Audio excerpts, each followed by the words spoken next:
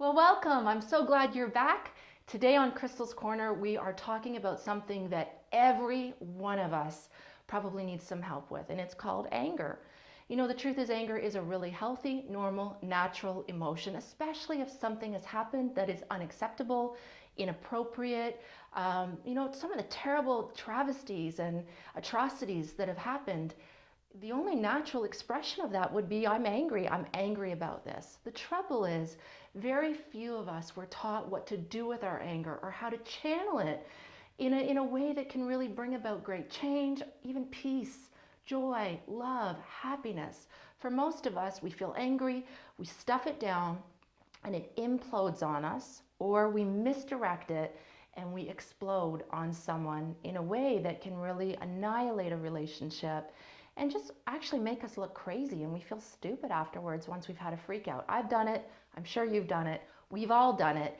And I want to offer us all a better way.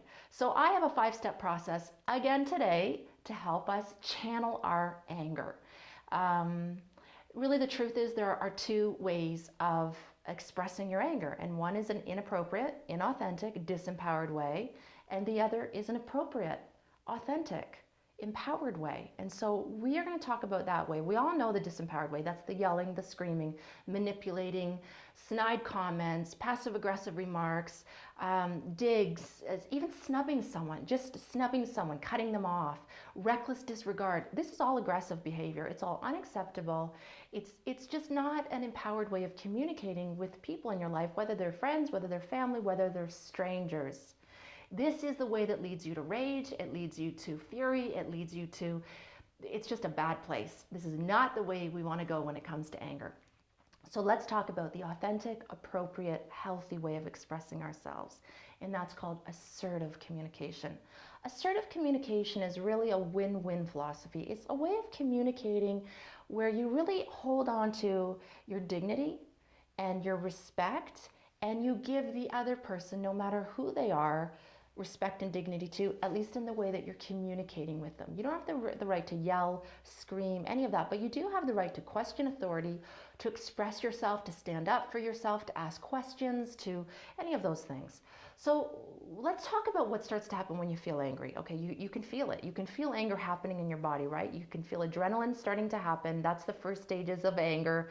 The adrenaline happens, maybe you feel your pulse quickening, you feel your chest constricting, you feel your throat tightening, whatever it is. When you feel that happening, if you feel like you want to cry, or you're going to yell, or you're going to scream, or you're going to run away, this is the time to just stop. Catch yourself in this moment. Stop, hit the pause button, take a couple of deep breaths. Psychologists have been telling this to us for years, right? They say take 10 deep breaths. Not only does it clear your head, it does one important thing, and that is combat the raging effects of adrenaline. Adrenaline races out into your body when you're in fear, fight or flight. And it breaks down into something called cortisol. So cortisol is actually the pillar of aging and obesity. It's why we get sick. It's why we age. It's why we get fat. It's stress. And we don't have to have this adrenaline all the time pumping through our bodies.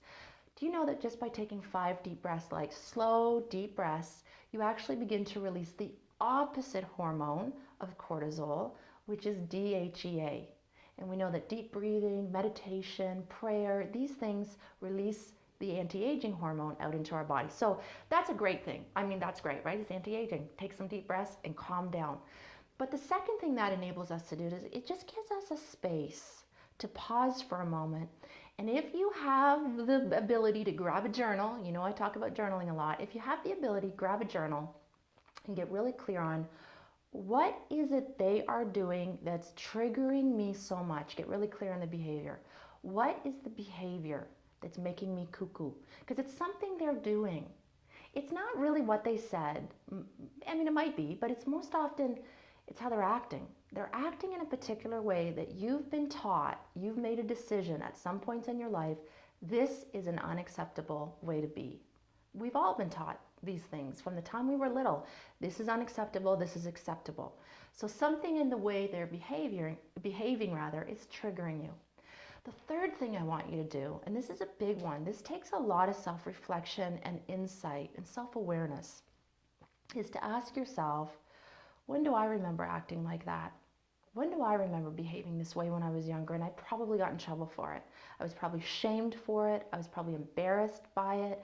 I was maybe punished for acting this way. I was really taught this is unacceptable. And so when someone in your life acts this same way, you're really triggered and you really want to freak out and express yourself. And you've probably never modeled a calm way to express yourself. So this is the self-reflective work. It's sort of, what is it they're doing that's triggering me so much?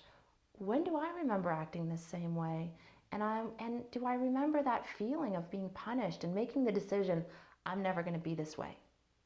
So that's sort of the self-reflective part. Now, the fourth step in this is having the willingness to sort of rise above it. It takes a big person to rise above a situation and to self-reflect, to look at yourself, to look at where you're triggered, to look at how this person is triggering you, and to try to see it from their perspective. Okay, what is it that they're really trying to say? Imagine you can sort of overlook the obvious, what's really being said, and kind of look underneath it. What's really happening here? And then the fifth step is, do you have the courage and the willingness to let go of all those beliefs, those decisions that this person is wrong, I need to make them right? It's really about self-righteousness and pride. It's really about letting go of your pride and your self-righteousness to be right, to make them do it your way, to make them listen, and to be open-minded, to just speak your truth without being aggressive, just to be calmer. You'll actually be received. You'll actually be heard. Maybe it means taking your voice down a little bit in volume. Maybe it means taking it down from that shrieking octave down to a lower place where you can be heard.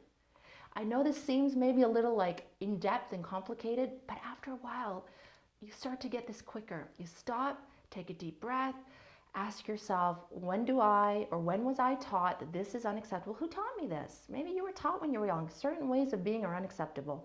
When do I remember acting this way and really being shamed for it or embarrassed about it, making a decision, I would never act this way again. And then having the wisdom to rise above it. That takes courage to rise above and just sort of see the bigger picture, both perspectives, neutral ground. Just try to find neutral ground, because it's here that you can really begin to express yourself. You can listen and you can speak and be more open-minded. You know, I feel, I think. And there's a place in there where you can just start to live and let live. Okay, maybe we have to disagree and agree to disagree, and that's okay.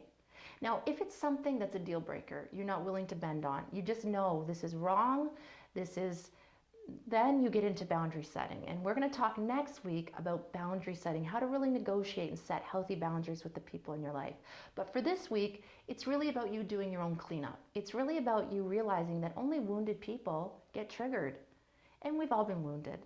But it's our job to heal our wounds so that less and less things anger us, less and less things make us want to blow our lid, and we're able to express ourselves in a way where we're heard, where we're received, and where we feel like we're being understood.